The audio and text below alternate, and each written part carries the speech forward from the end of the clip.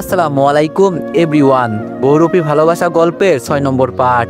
তো চলো বেশি কথা না কইয়া গল্প শুরু করা যাক। হঠাৎ করে দুলাভাই বলল, যা হবে পরে দেখা যাবে এইসব।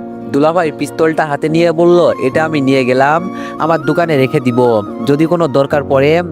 তুমি তো মিয়া সেনাবাহিনীর চাকরি করো, লাইসেন্স করা একটা পিস্তল নিয়ে নিবে তুমি। আমি আপুকে ছেড়ে চোখের পানি মুছে বললাম, আচ্ছা ঠিক আছে নেন, সমস্যা নেই। দুলাভাই বলল, তা তুমি যাবে কবে? আমি বললাম, এই তো আর কয়েকদিন আছি, পরে চলে যাব। দুলাভাই বলল, এখন তো চাকরি পেয়েছো, ধীরে ধীরে সবকিছু হবে, তা বিয়ে টিয়ে? আমি আপুর দিকে তাকিয়ে বললাম, আপু তোর জামাইকে বল এইসব কথা না বলতে, মাত্র চাকরি পেয়েছি, এখন আবার বিয়ে কিসের রে? এইসব বিয়ে টিয়ে আরো অনেক পরে, আগে মাহিকে ভালো একটা ছেলে দেখে বিয়ে দিব, পরে আমি আমার বিষয় নিয়ে চিন্তা করব। মাহি মুখ বাঁকিয়ে বলল, খেয়ে দে, আমার কাজ নেই, আমাকে তোর বিয়ে দিতে হবে না, আমি গেলে তো তুই বিয়ে দিবি, আমি তো সব সময় আমার আম্মুর কাছেই থাকবো। মায়ের কথা শুনে আমি হাসতে হাসতে বললাম, তাই নাকি? দেখাই যাবে সামনে কত দিন আছে। কথা বলতে বলতে নাস্তা শেষ করলাম, দুলাভাইয়ের সাথে কিছুক্ষণ আড্ডা দিয়ে রুমে চলে গেলাম।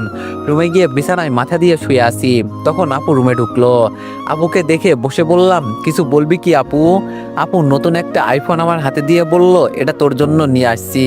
আম্মু বলল, তোর নাকি একটা ফোন নাই, এজন্য এটা নিয়ে আসছি। আমি বললাম, আমার এসব লাগবে না আপু, আমি কি তোরে বলছি আমাকে এসব দিতে? আপু বলল, এখন তো সরকারি চাকরি পেয়েছিস, এখন এসব জিনিস নিবি কেন? আমি বললাম, মায়ের খাবি কিন্তু আপু। আপু আমার কপালে চুমু দিয়ে বলল, তানিয়া আর ওর বান্ধবী দাঁড়িয়ে আছে তোর সাথে কথা বলার জন্য, রাগারাগি করিস না, ওকে আমি অনেক শাস্তি দিয়েছি। আমি বললাম, আমি আবার কোন দিন ওদের সাথে রাগারাগি করেছি? তোর মেয়ে আর ওর বান্ধবী যেই দিন আমাকে মারতে নিয়েছিল সেই দিনও আমি ওদের কিছু বলি নাই, শুধু কষ্ট লাগলো এই জায়গায়, জানিস আপু, ও আমার আপন ভাগ্নি হয়, আমাকে ওভাবে একা স্কুলে নিয়ে সবার সামনে অপমান করেও পরে মৃত্যুর মুখে ঠেলে দেওয়া, এটা কি ও করতে পারলো তুই বল? আপু বলল, এখন কি ওকে তুই মারবি? সমস্যা নেই, মারতে চাইলে মারতে পারিস, আমি কিছু বলবো না, ছোট মানুষ তো এত কিছু বোঝে না। আমি বললাম, ধুর, তুই শুধু উল্টাপাল্টা বুঝিস, আচ্ছা ওদের আসতে বল। আপু রুম থেকে বের হতেই তানিয়া আর ওর বান্ধবী ঋতু রুমে ঢুকলো। তানিয়া আমার পাশে বসে পড়লো আর ঋতু দাঁড়িয়ে আছে। তানিয়া আমার দিকে তাকিয়ে বলল, মামা ভালো আছেন? আমি হাসি দিয়ে বললাম, ভালো থাকার জন্যই তো তোমাদের ওখান থেকে পালিয়ে আসছি। আমার কথা শুনেই তানিয়া আর ঋতু আমার পায়ে ধরে বলল, মামা আপনি আমাদের মাফ করে দেন, রাগের মাথায় আমরা কত ভুল করছি, প্লিজ আপনি আমাদের মাফ করে দেন, আমরা আর কোনোদিন এমন ভুল আর কখনো করব না, আপনি প্লিজ আমাদের মাফ করে দেন। আমি বললাম, আগে আমার পাসওয়ার্ডও বলছি। ওরা বলল, না ছাড়বো না, তার আগে বলেন আপনি আমাদের মাফ করছেন। আমি এবার ধমক দিয়ে বললাম, আগে আমার পাসওয়ার্ডও বলছি। আমার ধমক শুনে ওরা আমার পা ছেড়ে দিয়ে মাথা নিচু করে দাঁড়িয়ে আছে। আমি এবার বললাম, তোমরা ছোট মানুষ, ভুল তো করতেই পারো, কিন্তু তাই বলে এমন কিছু করবে না যেই ভুলে মানুষের জীবন শেষ হয়ে যাবে। তবে যাও, আমি কিছু মনে করি নাই, আর কখনো কারোর সাথে এমন করবে না। তানিয়া বলল, অনেক অনেক ধন্যবাদ মামা আপনাকে, আচ্ছা আমি গেলাম। ঋতু তুই কথা বল। মামা আমি একটু মায়ের কাছে গেলাম, আজকে থেকে ওর সাথে কথা হয় নাই। এই কথা বলে তানিয়া রুমের বাইরে চলে গেল। ঋতু একা একা দাঁড়িয়ে আছে। আমি ঋতুর দিকে তাকিয়ে বললাম, বসো এখানে। ঋতু আমার পাশে বসে বলল, জানেন সেই দিন আমি কতটা ভয় পেয়েছিলাম, আমি তো মনে করেছি। আমি বললাম, আমি মারা গেছি তাই তো? ঋতু মাথা নিচু করে বলল, আমি হাসি দিয়ে বললাম, আমি মারা গেলে তোমরা দুই বান্ধবী খুব খুশি হতে না? এভাবে বলবেন না, আমাদের সত্যি অনেক বড় ভুল হয়ে গেছে। রিফাত কি করিস? আরে রিমি, তুই সকাল সকাল এখানে? রিমি ভিতরে এসে আমার হাত থেকে ফোনটা নিয়ে বলল, কিরে তোর হাতে নতুন ফোন, তাও আবার আইফোন, আমাকে দিবি এটা? আমি বললাম, যদি আমার আপু এটা গিফট না করতো তোরে আমি দিয়ে দিতাম। রিমি ফোনটা আবার আমার হাতে দিয়ে বলল, এই মেয়েকে? আমি হাসি দিয়ে বললাম, এই মেয়ে আমাকে মারতে চেয়েছিল, মানে এক প্রকার আমাকে মৃত্যুর মুখে ফেলে চলে গিয়েছিল। রিমি ঋতুর দিকে তাকিয়ে বলল, তাই নাকি? পিচ্ছে একটা মেয়ের এত সাহস, ভালো ভালো। তবে একটা কথা বলি, তুই এখন একটু হলেও আমাদের সাথে যুক্ত হয়ে গেছস, তোর গায়ে বা কেউ যদি তোরে মারার চেষ্টা করে তাহলে আমি নিজে ওকে উপরে তুলে গরুর মতো ওর শরীর থেকে চামড়া তুলে লবণ লাগিয়ে দিব। আমি বললাম, ধুর এভাবে বলিস না, ও ভয় পেয়েছে এমনি অনেক। তো সকাল সকাল এখানে কি, এটা তো বললি না? রিমি বলল, আসলে তোর সাথে আমার মনে হয় আর দেখা হবে না, কিছুদিনের জন্য এক জায়গায় ঘুরতে যাব, আর তখন তো তুই ট্রেনিংয়ে চলে যাবি, তোর কিছু লাগবে কি? আমি বললাম, আমার আবার কি লাগবে? মাথা খারাপ হলো নাকি তোর? রিমি আমার সামনে মাথা ঝুঁকিয়ে বলল, ভালো করে সবকিছু শেষ কর। আর আমি তো খারাপ মেয়ে, আমার সাথে মিশবি কম। আসি রে, ভালো থাকিস। আমি বললাম, রিমি দাঁড়া। রিমি আমার দিকে তাকিয়ে বলল, বল। আমি দাঁড়িয়ে রিমির গালে একটা চুমু দিয়ে বললাম, তোর গালগুলো খুব নরম তো, তবে এটা দিলাম কারণ তুই তো আমার বান্ধবী। রিমি ঠাস করে একটা ঘুষি দিয়ে বলল, আরেকবার খালি আমাকে ছুঁয়ে দেখিস তোর কি অবস্থা করি। আমি রিমির দিকে তাকিয়ে ঠোঁট কামড়ে বললাম, কি করবি? রিমি দৌড়ে পালিয়ে বলল, কুত্তা কোথাকার, আসি, ভালো থাকিস। রিমি যেতেই ঋতু বলল, আপনার নতুন বান্ধবী বুঝি? আমি বলে বিছানায় গিয়ে বসলাম। ঋতু বলল, আমি কি আপনার বউ হবার যোগ্য নই? আমি ঋতুর কথা শুনে ওর দিকে তাকিয়ে বললাম, ভদ্রতার খাতিরে এখানে বসে তোমার মতো পিচ্ছে একটা মেয়ের সাথে কথা বলছি, নইলে তোমাকে এখান থেকে লাত্তি মেরে বিদায় করে দিতাম। ঋতু বলল, আপনি অনেক পরিবর্তন হয়ে গেছেন। আমি বললাম, মানুষ মাত্রই পরিবর্তনশীল, এটা তো জানো। এখন এখান থেকে বিদায় হও, আমি এখন ঘুমাবো। ঋতু বলল, আপনার ফোনটা দেন। আমি বললাম, কি করবে? ঋতু বলল, কি আর করব, বসে বসে গেম খেলবো। আমি ঋতুর হাতে ফোনটা দিয়ে দিলাম।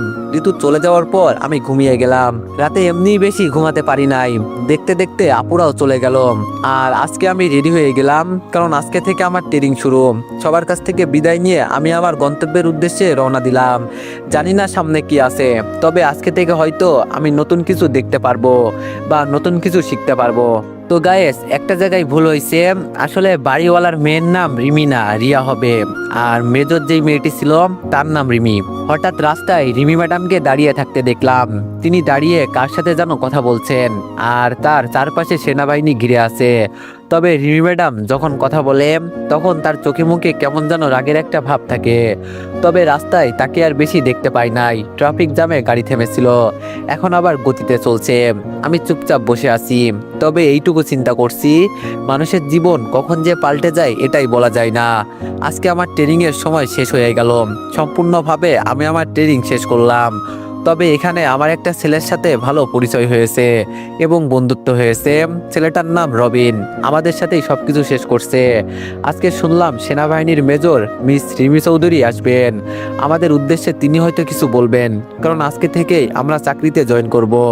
রুম থেকে রেডি হয়ে মাঠে আসতেই রবিন বলল, আচ্ছা রিফাত, আমি যদি হঠাৎ কোনোদিন পালিয়ে যাই তখন তুই একা হয়ে যাবি না? আমি রবিনের দিকে তাকিয়ে বললাম, তুই আবার পালিয়ে কোথায় যাবি? চাকরি ছেড়ে পালাবি নাকি? রবিন হাসি দিয়ে বলল, এমন কিছুই ভাবতেছি। আমি বললাম, বাহ, ভালো ভালো, তাহলে তোর চাকরি করার দরকার নেই, চাকরি ছেড়ে এখনই চলে যা। রবিন বলল, আরে ধুর, মজা করলাম, চল লাইনে গিয়ে দাঁড়াই। রবিন আর আমি সবার সাথে গিয়ে লাইনে দাঁড়ালাম। দেখতে দেখতে রিমি ম্যাডাম চলে আসলো। আজকে অনেক দিন পর রিমি ম্যাডামকে দেখলাম। তবে রিমি ম্যাডাম দিন দিন কেমন যেন সুন্দর হয়ে যাচ্ছে। রিমি ম্যাডামকে এতটা সুন্দর লাগছে যেটা বলার বাইরে। এক দৃষ্টিতে আমি তার দিকে তাকিয়ে আছি। রিমি ম্যাডাম যে আমাদের এলাকার, এটা আমি রবিনকে কখনো বলি নাই। তবে আমার জীবনে সবচেয়ে বড় ভুল হলো রিমি ম্যাডামকে প্রপোজ না করা। হঠাৎ রবিন পেছন থেকে আমাকে চিমটি দিয়ে বলল, কিরে, তুই মেজরের দিকে এভাবে তাকিয়ে আছিস কেন? তিনি জানতে পারলে তোর চাকরি কিন্তু শেষ। আমি বললাম, চাকরি গেলে যাবে, এতে আমার কি? রবিন বলল, চুপ, মার খাবি, এখন চুপচাপ দাঁড়িয়ে থাক। কিছুক্ষণ পর রিমি ম্যাডাম দাঁড়িয়ে তিনি তার মতো ভাষণ দিতে লাগলেন। এতদিন পর আমাদের ট্রেনিং শেষ করলাম, কিভাবে দেশের সেবা করতে হবে, কিভাবে দেশের মানুষকে রক্ষা করতে হবে, এই সম্পর্কেই তিনি বলছেন। হঠাৎ করে আমার ফোনটা বাজতে লাগলো। পাশ থেকে একটা ছেলে বলল, কিরে রিফাত, তুই এখানে ফোন নিয়ে আসলি কেন? কেউ জানতে পারলে কি হবে জানিস? আমি ছেলেটাকে চুপ থাকতে বললাম। রবিনকে বললাম, তুই রিমি ম্যাডামের দিকে একটু খেয়াল রাখ, আমি দেখি কে ফোন করেছে। রবিন শুধু বলল, বিপদে তো তুই একা পড়বি না, তুই তো মরবি, সাথে আমাকেও মারবি, এখানে ফোন নিয়ে আসার কি দরকার ছিল বল? আমি রবিনের কোনো কথার উত্তর না দিয়ে ফোন রিসিভ করলাম। আর ফোন রিসিভ করতেই ওপাশ থেকে হাসির একটা আওয়াজ ভেসে আসলো। তবে এই কণ্ঠটা আমি খুব ভালো করে চিনতে পেরেছি। এটা হলো আমার চাচাতো ভাই রাসেল। এতদিন পর ও আমাকে কল দিয়েছে, কোনো কারণ তো আছেই। তবে আমার কলিজার পানি কেমন যেন শুকিয়ে গেছে। ও তো আবার উল্টাপাল্টা কিছু করে নাই। এতদিন পর কল দেওয়ার মানে কি হতে পারে? আমি একটু ভয়েই বললাম, আরে রাসেল ভাই যে, এতদিন পর কি মনে করে? আমার কথা শুনে রাসেল ভাই হাসতে হাসতে বলল, শুনলাম আজকে নাকি তোর ট্রেনিং শেষ হয়েছে, আবার আজকে নাকি চাকরিতে জয়েন করবি। তো চাকরি হয়েছে আর আমাদের কিছু বললি না, এটা কি ঠিক করলি? তবে চাচিকে আমি কোথাও খুঁজে পাই নাই। আমি আজকে তোদের সেনাবাহিনীর মেজর রিমি আছে না, ওর বাবা মামাকে আর ওর ছোট বোনকে তুলে নিয়ে আসছি। যদি তোরা সবাই মিলে তাকে নিয়ে যেতে পারিস তো আমার কাছে আয়, তবে স্পেশাল ভাবে আমি তোরে চাই, তুই একা আয়। আমিও দেখতে চাই তোদের সেনাবাহিনীর কেমন শক্তি আছে। আর সুমন বলল, তুই নাকি রিমিকে পছন্দ করতি, আজকে আমি তার পরিবারকে তুলে নিয়ে আনছি। এখন তোদের রিমি ম্যাডাম হয়তো সবাইকে একই মিশন দিবে, তার পরিবারকে রক্ষা করা। যদি পারিস নিয়ে যা। আর তোর রিমি ম্যাডামকে অলরেডি আমি বলে দিয়েছি যে তার পরিবারকে আমি অপহরণ করেছি, কিন্তু আমিটাকে ও হয়তো জানে না, শুধু তুই চিনিস আমি কে। আর সাবধান, আমাদের গ্রামে আসতেই তোর বিপদ শুরু হয়ে যাবে। এই কথা বলে রাসেল ফোনটা কেটে দিল। আর অন্যদিকে রিমি ম্যাডাম মাইকে বলছে, কিছুক্ষণ আগে আমার পরিবারকে কারা জানি অপহরণ করছে। এখন তোমাদের আমি নতুন মিশন দিলাম, আমার পরিবার কোথায় আছে এটা খুঁজে বের করতে। আমি আমার পরিবার সম্পর্কে সবকিছু তোমাদের ডিটেলসে বলে দিব। এখন সবাই সবার কাজে চলে যাও। ধীরে ধীরে সবাই লাইন ভেঙে চলে গেল। আমি দাঁড়িয়ে আছি। রবিন আমাকে পিছন থেকে বলল, রিফাত চল, আজকে নতুন মিশন পেয়েছি, অনেক মজা হবে। আমি রবিনকে বললাম, তুই যা, আমি আসছি। সবাই চলে গেল। মাঠের মাঝখানে শুধু আমি একা দাঁড়িয়ে আছি। আর রিমি ম্যাডাম আমাকে দূর থেকে একা দাঁড়িয়ে থাকতে দেখে আমাকে ইশারা করে বলল, কি ব্যাপার, এখানে দাঁড়িয়ে আছো কেন? আমি হেঁটে রিমি ম্যাডামের সামনে চলে গেলাম। তবে তার পাশে অনেক সেনাবাহিনী দাঁড়িয়ে আছে, ওরা হয়তো তাকে গাইড করে। আমি একটু ধীরে বললাম, ম্যাডাম আপনার সাথে আমার কিছু কথা ছিল। রিমি ম্যাডাম আমার কথা শুনে আমাকে ধমক দিয়ে বলল, তোমার কত বড় সাহস, আমি অর্ডার করার পরেও তুমি এখানে একা দাঁড়িয়ে আছো? আমি বললাম, ম্যাডাম আমি আপনার পরিবার সম্পর্কে অনেক কিছু জানি। রিমি ম্যাডাম এবার চোখ গরম করে বলল, যাও 3 রাউন্ড মেরে আসো আমার কথা না শোনার জন্য। আমি বললাম, ম্যাডাম আমি আপনার। রিমি ম্যাডাম বলল, 4 রাউন্ড মেরে আসো। আমি বললাম, কিন্তু ম্যাডাম। রিমি ম্যাডাম বলল, 5 রাউন্ড। আমি আর কিছু বললাম না, মাথা নিচু করে দৌড়াতে লাগলাম। মনে মনে শুধু বললাম, আসছিলাম উপকার করতে, কিন্তু উল্টা আমাকে কথা শুনতে হয়েছে। এভাবে উপরে তিনি দেখতে কতটাই না সুন্দর, কিন্তু তার রাগ দেখলে মনে হয় ডাইনি একটা। কে যে ওকে চাকরি দিল এটাই বুঝলাম না। আমি আমার রাউন্ড শেষ করে কেবিনে চলে গেলাম। রবিন আমাকে দেখে বলল, কি জন্য ম্যাডামের সাথে বিয়াদুপি করতে গেলি এটা বল। আমি তোরে আগেই বলছি উনি খুব রাগী একটা মানুষ, কিন্তু তুই আমার কথা শুনলি না। এখন রেডি হয়ে নে, কাজে বের হতে হবে, আজকে আমাদের প্রথম মিশন। আমি রবিনকে ধরে একটু আড়ালে নিয়ে গেলাম। রবিনকে বললাম, রবিন আমি জানি ম্যাডামের পরিবারকে কারা নিয়ে গেছে, আমি তো তাকে এটাই বলতে গিয়েছিলাম, কিন্তু তিনি উল্টা আমাকে বকা দিল। রবিন বলল, রবিনকে বললাম, রবিন আমি জানি রিমি ম্যাডামের পরিবারকে কারা নিয়ে গেছে, আমি তো তাকে এটাই বলতে গিয়েছিলাম, কিন্তু তিনি উল্টা আমাকে বকা দিল। রবিন অবাক হয়ে বলল, কি? আমি বললাম, আমি সবকিছু জানি, এটা আমার পুরাতন শত্রুতা। তবে আমার কারণে যে রিমি ম্যাডামের পরিবারকে অপহরণ করে নিয়ে যাবে এটা ভাবি নাই। এতদিন পর রাসেল আমাকে কল করেছে, ভাবি নাই আবার এমন কিছুর সাথে আমার পরিচয় হবে। রবিন বলল, রাসেলটা আবার কে? আমি বললাম, রাসেল আমার চাচাতো ভাই, যার বোনকে বিয়ে করি নাই বলে আমার বাবাকে ও নিজে মেরেছে, এখন আবার ও নতুন কিছু শুরু করলো। রবিন বলল, এখন তুই কি করতে চাস?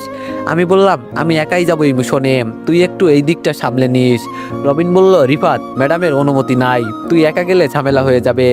আমি বললাম, কি আর হবে, চাকরি চলে যাবে এটাই তো, এতে আমার কিছু আসে যায় না, আমার কারণে কারো কিছু হোক আমি এটা চাই না। রবিন বলল, দেখ রিফাত তুই ম্যাডামকে এই বিষয়ে বল। আমি বললাম, এখন উনি আমার কথা শুনবেন না, একটা দিনেরই তো বিষয়, তুই সামলে নিস, আর যদি না পারিস তাহলে বলবি আমার ছোট বোন গাড়ি অ্যাক্সিডেন্ট করেছে, এজন্য ইমার্জেন্সি আমাকে যেতে হয়েছে। আর বিশ্বাস না করলে বলবি আমি তো কিছুক্ষণ আগে তাকে এইসব কথা বলতেই গিয়েছিলাম, কিন্তু শুনলো না। রবিন বলল, তোর কিছু হয়ে গেলে? আমি বললাম, আমার কিছু হবে না, তুই চিন্তা করিস না, আমি সব কিছু সামলে নিব, এখন আমাকে যেতে হবে। রবিন বলল, যত তাড়াতাড়ি সম্ভব আমাদের সাথে যোগাযোগ করবি। আমি বললাম, আমি কল দিলেই রিমি ম্যাডামকে নিয়ে আমার কাছে চলে যাবি, তাহলেই হবে। রবিন বলল, আচ্ছা ঠিক আছে, তাহলে তুই এখন চলে যাবি? আমি বললাম, আগে পরিবেশটা একটু ঠান্ডা হোক, পরে বের হব। কিছুক্ষণ পর সবাই সবার কাজে চলে গেল। আমি কাপড় চেঞ্জ করে বের হলাম। আর তখন রিমি ম্যাডামের একজন গার্ড আমাকে দেখে ফেললো। আর ও আমাকে ডেকে বলল, কি ব্যাপার, তুমি আউট ড্রেসে ঘুরছো কেন? তোমাকে না বলা হয়েছে মিশনে যেতে? আমি মাথা নিচু করে বললাম, আসলে স্যার সবাই এখান থেকে চলে গেছে, আর আমার পেটটা একটু খারাপ ছিল, সকাল থেকে খারাপ ফিল করছি, এজন্য ভাবছি একটু সুস্থ হলেই চলে যাব। প্লিজ স্যার, ম্যাডামকে কিছু বলবেন না, একটু পরেই আমি চলে যাব। স্যার বলল, আচ্ছা ঠিক আছে যাও। আমি কোনো মতে রুমে চলে গেলাম। এখান থেকে বের হতে হলে সবাইকে 2 পাস বোঝাতে হবে। ধীরে ধীরে সেনাবাহিনীর গেট থেকে বের হলাম। রাস্তায় বের হয়ে রিয়ার নম্বরে কল দিলাম। অনেক দিন পর ওকে মনে হলো। যখন থেকে আমি ট্রেনিং করি তখন থেকে ওর সাথে আমার কোনো কথা হয় নাই। আম্মুর মুখ থেকে শুনেছি ওর নাকি বিয়ে ঠিক হয়ে গেছে। আমি কল দিতেই আমার ফোন রিসিভ করে রিয়া বলল, হ্যালো কে? আমি বললাম, রিয়া, আমি রিফাত। রিয়া বলল, ও রিফাত তুই, এতদিন পর কি মনে করে কল দিলি? আমি বললাম, শুনলাম তোর নাকি বিয়ে হয়ে গেছে। রিয়া বলল, আরে না, বিয়ে ঠিক আছে, হাজবেন্ড সরকারি চাকরি করে, আর এখন আমি সবকিছু ছেড়ে দিয়েছি। আগের রিয়া আর এখনকার রিয়ার মাঝে অনেক পার্থক্য। আমি এখন সবকিছু ছেড়ে বদলে গেছি। আমি বললাম, গাঁজা, সিগারেট? রিয়া বলল, ধুর, এইসব তো সেই কবেই ছেড়ে দিয়েছি, এর কোনো হিসাব নেই। এখন আমি আমার হবু হাজবেন্ডের কথাই চলি। আমি বললাম, তোর কথাগুলো শুনে আমার খুব ভালো লাগলো, এখন আমাকে একটা হেল্প কর। রিয়া বলল, বল। আমি বললাম, আজকে আমি একটা মিশনে যাচ্ছি, কেউ আমার সাথে নেই, আমার কিছু পিস্তল লাগবে, তুই কি দিতে পারবি? রিয়া বলল, রিফাত তুই তো জানিস। আমি বললাম, হ্যাঁ জানি, তুই সব কিছু ছেড়ে দিছোস, কিন্তু একটা শর্ট রেঞ্জের পিস্তল আমাকে দে, আর কিছু লাগবে না। রিয়া বলল, তুই এখন কোথায়, বাড়িতে আসবি কি? আমি বললাম, না, এখন বাড়িতে আসবো না, এখন আমি আমার দেশের বাড়িতে যাব, ওখানে রাসেলের সাথে কিছু হিসাব নিকাশ বাকি আছে। রিয়া বলল, দেখ রিফাত, এটা পুতুল খেলা না, তুই একা একা কিছুই করতে পারবি না। আমি বললাম, তোর কিছু করতে হবে না, বলছি তো আমি দেখে নিব, তুই স্টেশনে আয়, আমি এখানে আসি। রিয়া বলল, আচ্ছা ঠিক আছে। ফোন কাটার পরেই অফিস থেকে কল এলো। মনে মনে বললাম, এই রে মরছি। আমি ভয়ে আর ফোনটা রিসিভ করলাম না। কিছুক্ষণ পর রবিন কল দিয়ে বলল, আজকে তুই অফিসে আসলে তোর অবস্থা শেষ করে দিবে। রিমি ম্যাডাম আমাকে তোর কথা বলছে, তুই কই আসোস? আর আমি বলছি তোর বোন অ্যাক্সিডেন্ট করেছে, কিন্তু তুই তার কল ধরিস নাই কেন হালা? আমাকে কি মারতে চাস? আমি বললাম, বাদ দে, এখন আমি খুব বিজি আছি, তোরা কই? রবিন বলল, কই আর থাকবো, বসে বসে রিমি ম্যাডামের অর্ডার পালন করছি। আমি বললাম, ভালো ভালো, এটাই কর তোরা, আচ্ছা ফোন রাখি। রবিন বলল, তুই একা একা করতে পারবি তো? আমি বললাম, ধুর, তোর এইসব চিন্তা করতে হবে না, বলছি না আমি সব দেখে নিব। ফোন কেটে আমি স্টেশনে চলে গেলাম। কিছুক্ষণ পর রিয়া চলে আসলো, তবে ওর সাথে মাইও আসলো। মাই এসে আমাকে জড়িয়ে ধরে কান্না করছে আর বলছে, তুই বাসায় গেলি না কেন? এতদিন পর আসলি, তাও আবার বাসায় গেলি না? আমি মাই চোখের পানি মুছে বললাম, আজকে একটা কাজে যেতে হবে, এজন্য বাসায় যাই নাই। তুই আসলি কেন? রিয়া আমার দিকে তাকিয়ে বলল, তোর বোনকে আমি আনতে চাই নাই, ও আমার পিছনে পিছনে চলে আসছে, তোর সাথে কথা বলার সময় ও তোর নাম শুনছে, এজন্য এখানে চলে আসছে। আমি রিয়ার দিকে তাকিয়ে দেখি ও এখন আর চশমা পরে না, আজকে ও শাড়ি পরে এসেছে, ওকে দেখে বেশ সুন্দর লাগছে। আমি রিয়ার দিকে তাকিয়ে বললাম, আজকে সত্যি তোরে মেয়ে মেয়ে লাগছে, এখন তো আমি তোরে দেখে নতুন করে প্রেমে পড়ে গেছি। রিয়া আমার হাত ধরে বলল, তাহলে কাজী অফিসে চল, বিয়ে করি। আমি বললাম, না বোন, তার আর দরকার নেই। রিয়া আমার হাতে একটা ব্যাগ দিয়ে বলল, এখানে সবকিছু রাখা আছে, তুই নিরিবিলি একটা জায়গায় গিয়ে সবকিছু ঠিক করে নিস, আর আমি তোরে যতটা পারি সাহায্য করব। কিছু ডিভাইস এখানে যুক্ত করা আছে, তুই শুধু ওগুলো তোর সাথে যুক্ত করে রাখিস, বাকিটা আমি তোরেই বলে দিব কিভাবে কি করতে হবে। আমি বললাম, আচ্ছা ঠিক আছে, এখন তুই মাহিকে নিয়ে যা। মাহি আমার হাত ধরে বলল, ভাইয়া তুই কোথাও যাবি? আমি মাহির দিকে তাকিয়ে বললাম, আমার উপর এখন অনেক দায়িত্ব থাকবে, এমনকি দেশের জন্য নিজের জীবনটাও দিয়ে দিতে হবে, আমাকে নিয়ে চিন্তা করিস না, কাজটা শেষ করে বাসায় আসবো। মাহি বলল, কিন্তু ভাইয়া। আমি বললাম, কোনো কিন্তু না, তুই এখন বাসায় যা। রিয়া যাওয়ার আগে বলল, আমি এখন এসবের সাথে আর যুক্ত হতে চাই না, নইলে আমি তোরে সাহায্য করতাম। আমি বললাম, তার আর দরকার নেই, তুই এখন বাসায় যা। রিয়া আর মাহি চলে যাওয়ার পর আমি টেনে উঠে দরজার সামনে ওয়াশরুমে ঢুকে গেলাম। রিয়ার দেওয়া পিস্তলটা পিছনে এমন এক জায়গায় রাখলাম যেটা কেউ দেখলেও বলতে পারবে না এটা কি জিনিস। ছোট চাকুগুলো পায়ের নিচে রাখলাম, আর যত দরকারি জিনিস ছিল ওগুলো শরীরের সেফটি জায়গায় রাখলাম। দরজা খুলে বের হয়ে আমি আমার সিটে বসে গেলাম। আমি এই মিশনটা করছি কারণ রিমি ম্যাডামের সাথে আমার ভালো কোনো সম্পর্ক করতে হলে আগে আমার তার বিশ্বাস অর্জন করতে হবে, আর উনি যেই রাগী, দেখলেই কেমন যেন ভয় করে। আমি ভালো করে চারিদিকে নজর রাখছি কি কি করে। দেখতে দেখতে আমি আমার গ্রামের সামনে এসে নেমে গেলাম। এখন রাত 3টা বেজে 2 মিনিট। আমি একটু সামনে যেতেই একটা কালো রঙের মাইক্রো এসে আমার সামনে দাঁড়ালো। আর তখন মাইক্রো দরজা খুলে দুইটা ছেলে আমার দিকে পিস্তল তাক করে বলল, এখন চুপচাপ গাড়িতে ওঠ, নইলে তোর জায়গায় গুলি করে দিব। আমি জানতাম আমি এখানে আসলে রাসেল ভাই আমার সাথে এমন কিছু করবে, এজন্য আমি একটু আশ্চর্য হই নাই। আমি চুপচাপ গাড়িতে উঠে গেলাম। গাড়িতে ওঠার পর আমি আশেপাশে তাকিয়ে দেখতে লাগলাম কার হাতে কি আছে। তবে আমার কানে ব্লুটুথ লাগানো আছে। হঠাৎ করে রিয়া বলল, কিরে রিফাত, তুই গাড়িতে উঠলি কেন? রিয়ার সাথে কথা বললে ওরা জেনে যাবে, এজন্য আমি আর কোনো কথা বলি নাই। আমি ভাবছিলাম রিয়া আমাকে অন্যভাবে সাহায্য করবে, কিন্তু ও আমাকে শুধু বলে দিচ্ছে কিভাবে কি করতে হবে। ওর এই সাহায্য দিয়ে আমি কি আর ঘোড়ার ঘাস কাটবো? গাড়িটা সরাসরি আমার চাচার বাসার সামনে গিয়ে থামলো। গাড়ির দরজা খুলে একটা ছেলে বলল, এখন তুই ভিতরে যা, স্যার তোর জন্য অপেক্ষা করছে। আমি চুপচাপ গাড়ি থেকে নেমে ভিতরে চলে গেলাম। ভিতরে গিয়ে দেখি আমার চাচাতো ভাই রাসেল সবাই বসে আছে। আর যার সাথে আমার বিয়ে হওয়ার কথা ছিল, মানে আমার চাচাতো বোন, সে সিঁড়ি বেয়ে নিচে নামছে। আমি আমার চাচাতো বোনকে ছোট আপু বলে ডাকতাম, এটা আমি ওকে ভালোবেসেই বলতাম। ও যদিও আমার বড়, কিন্তু আমি ওকে ছোট বোন বলেই ডাকতাম। রাসেল আমাকে দেখে দাঁড়িয়ে আমার কাছে এসে বলল, কিরে কি খবর তোর? আমি মুচকে হাসি দিয়ে বললাম, আমি সব সময় ভালো আছি। শুনলাম তোদের চোখের ঘুম নাকি হারাম হয়ে গেছে। আমার পরিবারকে কিভাবে মারবি, আমাকে কিভাবে ধরে আনবি, তাই নাকি সবসময় চিন্তা করিস। রাসেল বলল, আমি তোর বড় ভাই হই, সম্মান দিয়ে কথা বল। আমি বললাম, তোর মতো ছেলেকে যদি সম্মান করি তাহলে মানুষ আমাকে খারাপ বলবে, আর সম্মান কি জিনিস এটা অবশ্য তোর জানা নেই, আর তুই তো সম্মানের যোগ্য নস। রাসেল বলল, মরার খুব শখ হয়েছে না? তুই জানিস আমি কে? আমি হাসি দিয়ে বললাম, কে রে তুই যে বলিস তুই জানিস আমি কে? আমি যদি একটা কল করি না তাহলে তোর 12টা বেজে যাবে। রাসেল বলল, কালকে তুই চাকরি পেয়েছিস আর আজকে তুই নেতাগিরি করিস, তবে আজকে তুই মনে হয় বেঁচে ফিরতে পারবি না। তবে একটা সুযোগ আছে, সেটা কি তুই ভালো করেই জানিস। আমি বললাম, আমার বাবাকে তুই মারলি, আবার আমাকে সুযোগ দিস? আমি তোর বাসার সামনে দাঁড়িয়ে বলছি, আমি তোরে কুত্তার মতো রাস্তায় ফেলে মারবো। যদি তোরে কেউ আমার হাত থেকে বাঁচাতে পারে তাহলে তাকে বলিস আমার কাছে আসতে। রাসেল পিছন থেকে পিস্তল বের করে বলল, আজকে তোরে আমি খাইছি, তুই আমার বাসায় দাঁড়িয়ে আমাকে হুমকি দিস? রাসেলের ছোট বোন ওর ভাইয়ের হাত থেকে পিস্তল নিয়ে বলল, ধুর, এত রেগে যাওয়ার কি আছে, ও পিচ্ছি একটা ছেলে, ওর কথায় তুই ভয় পাস কেন? এখন তুই একটু বাইরে যা, দরজা লাগিয়ে নিস বাইরে থেকে, ওর সাথে আমার কিছু কথা আছে। রাসেল আর কিছু না বলে চুপচাপ দরজা লাগিয়ে বাইরে চলে গেল। ছোট আপু আমার দিকে তাকিয়ে বলল, কিরে রিফাত, তোর কি খবর? আমি শুধু বললাম, আপনি কবে আসছেন আপু? ছোট আপু আমার হাত ধরে আমাকে টেবিলে বসিয়ে বলল, বস এখানে, অনেক দূর থেকে আসলি, তবে তোর ছোটবেলার অভ্যাস এখনো যায় নাই। আমাকে ছোট আপু বলিস কেন? আমি না তোর বড়? আমি হাসি দিয়ে বললাম, এটাকে ভাই বোনের ভালোবাসা বলতে পারেন। আপু বলল, আগে খেয়ে নে। তবে আমি আর যাই বলি, তুই একটুও পরিবর্তন হোস নাই। আমি বললাম, পরিবর্তন তো আপনিও হন নাই, এখন আপনার সাথে কথা বলতেও আমার ঘৃণা লাগে। বড় বোন হয়ে ছোট ভাইকে বিয়ে করতে লজ্জা করে না? আপু বলল, এখানে লজ্জার কি আছে, নিজের আপন ভাইকে ছাড়া যারে ইচ্ছা তারে বিয়ে করা যাবে। আমি বললাম, আপনার জন্য আমার বাবা মরছে। আপু বলল, আমার ভাইয়ের কথা না শুনলে তো মরতেই হবে, এতে আবার কি হয়েছে, তুই শুনবি না তাহলে তুইও মরবি। আমি বললাম, আপনাকে আগে যতটা সম্মান করতাম এখন ততটা করি না। আপনার সাথে কথা বলতে জানেন আমার নিজের কাছেই ঘৃণা লাগছে। আপু বলল, আমার সাথে কথা বলবে সবার একই অবস্থা হয়, আগে তুই খেয়ে নে।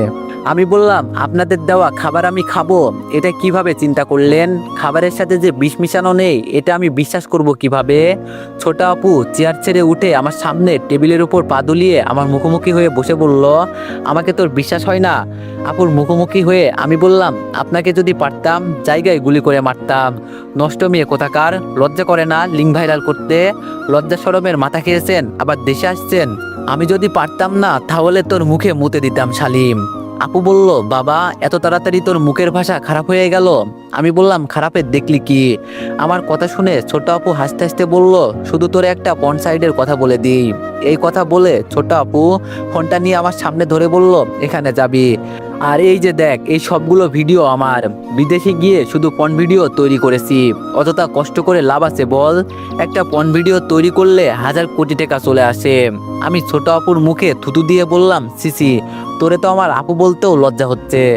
তো এভরিওয়ান, নেক্সট পার্টের জন্য সবাই একটু বেশি বেশি লাইক আর কমেন্ট করে দিও। ধন্যবাদ।